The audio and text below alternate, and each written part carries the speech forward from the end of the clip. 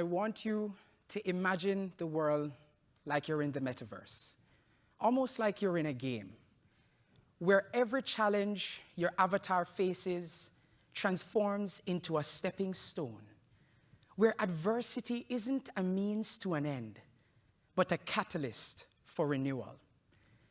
Now, I know by this time, hearing an opening line like that, you're probably nudging the person beside you and you're scrolling through the program and you're like, are we listening to the right talk? I thought they said by 2, we're supposed to be listening to climate action.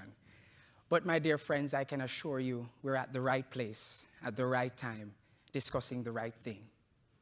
But if we truly think about it, that is the realm of the rising phoenix, a concept that encapsulates resilience and transformative power.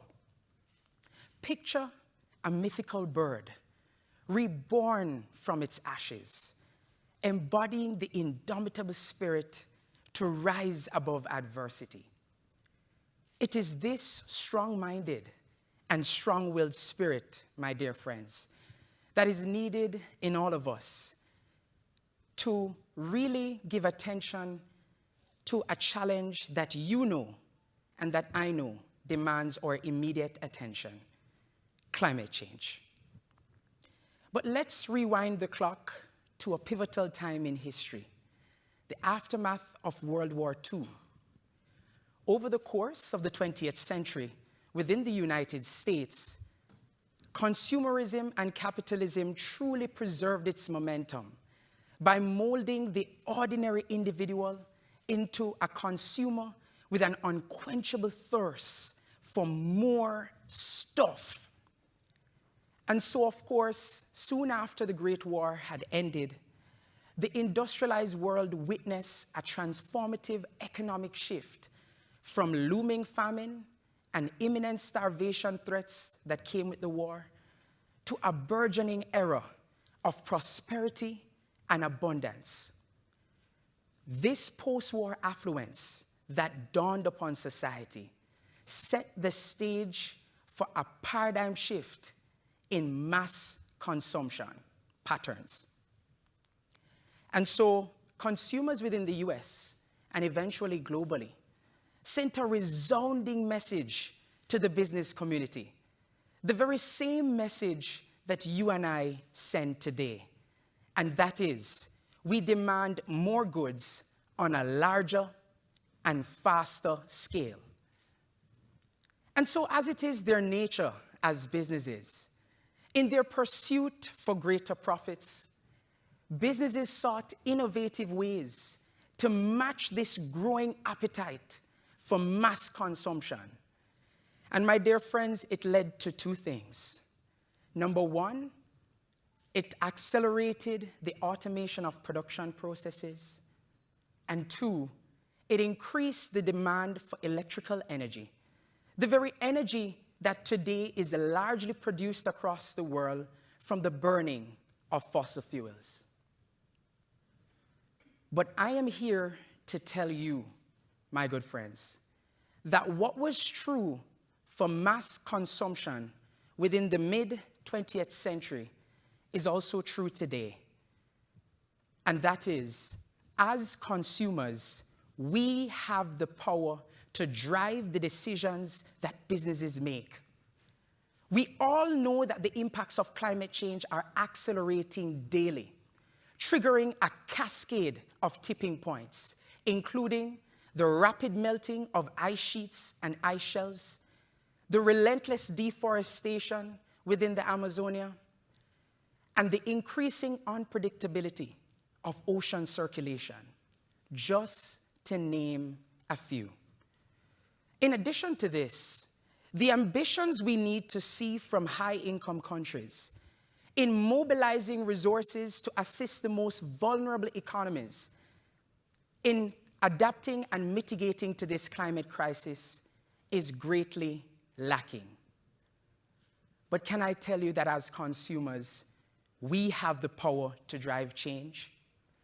In economics, we learned that in the basic economic model, there are 3 key sectors: businesses, governments, and consumers. But what fascinates me the most is that consumers are the owners of the factors of production: land, labor, capital, and entrepreneurship. And so what that tells me and what that tells you is that our power extends merely beyond our power to purchase more goods and services. Our power is more than just the things that we can acquire and attain.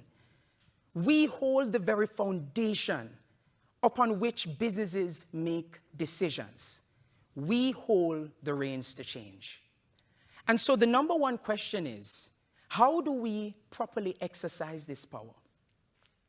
How do we influence businesses to begin implementing sustainable practices? Well, I propose three things. Firstly, we must redefine wealth and affluence.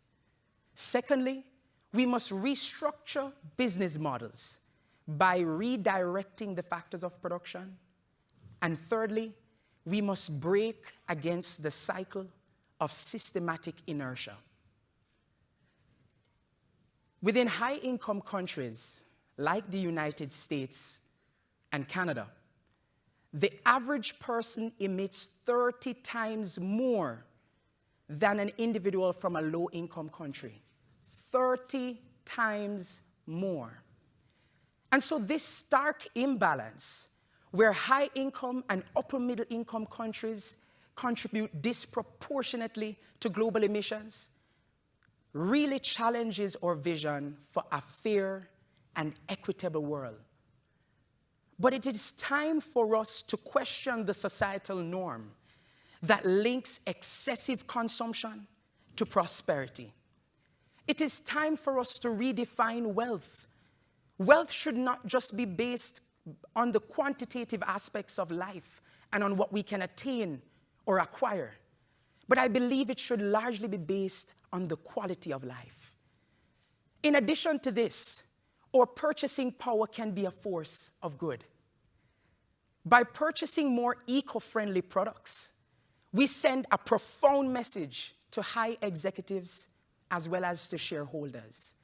We are sending the message that this is not only responsible, but it is essential for our collective survival.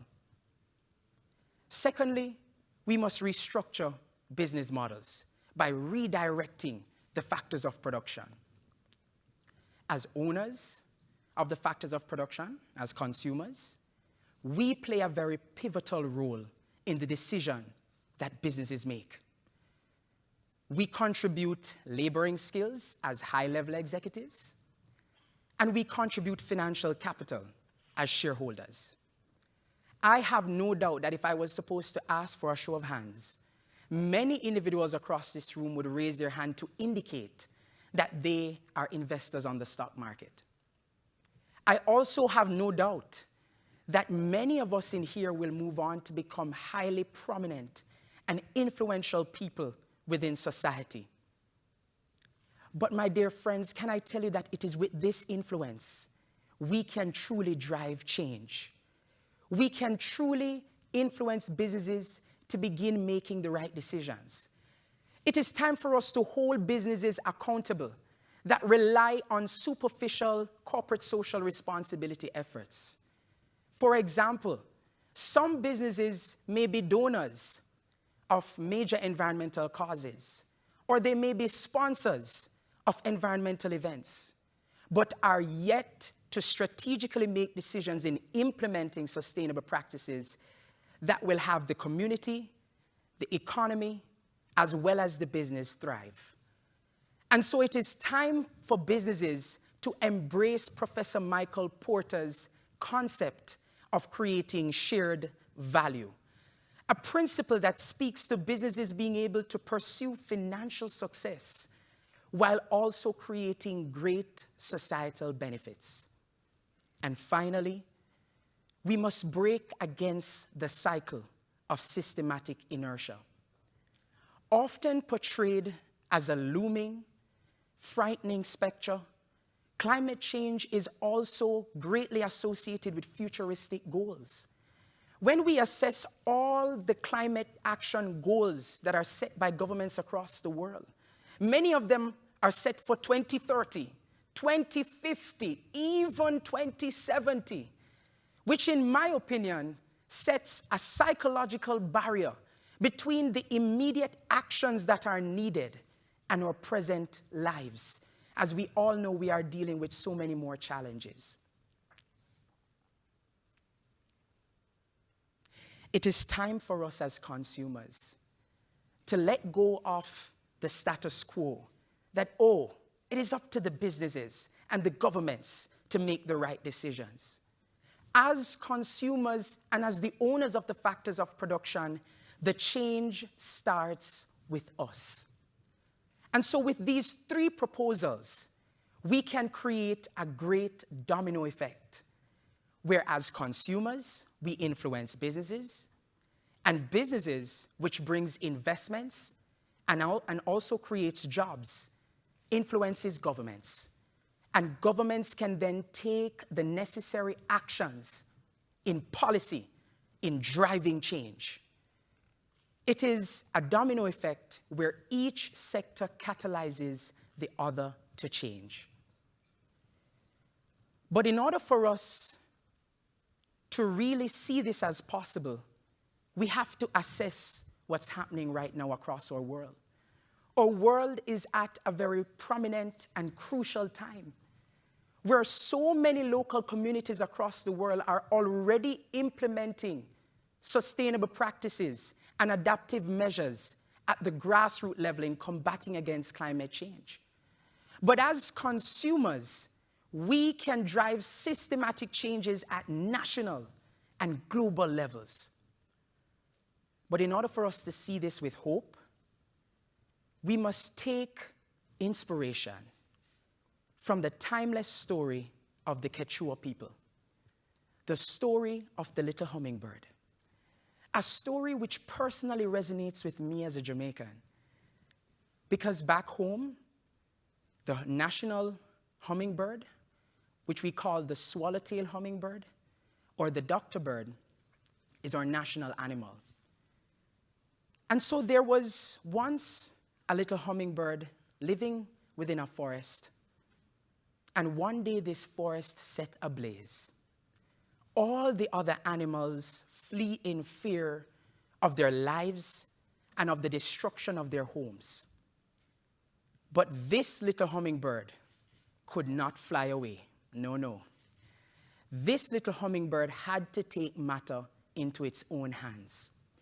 And so the hummingbird decided that it was going to fly back and forth from a nearby pond, picking up droplets of water in its beak and dropping it on the fire, hoping to make some difference. The other animals stood afar off, and they laughed and mocked the hummingbird. And they all shouted, "What difference can you make?"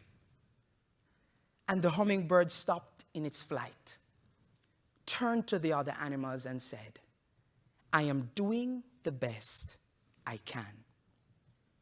Despite its minuscule size, the hummingbird relentlessly makes efforts to actually create some change, no matter how futile or small it may seem. Now imagine if all of us were to embrace such a spirit. Imagine if all of us were to fervently be committed in playing our unique roles in combating this climate crisis. It would greatly reshape the trajectory of our world. They say to make a fist, it takes all 5 fingers, a proper fist. Not 1 finger, not 2, not 3, not 4, but all 5. And so, my dear friends, join me as we embark on this transformative journey, where we make decisions that not only aligns with our values and emotions, but decisions that will lead to the regeneration of our planet, our only home. Thank you.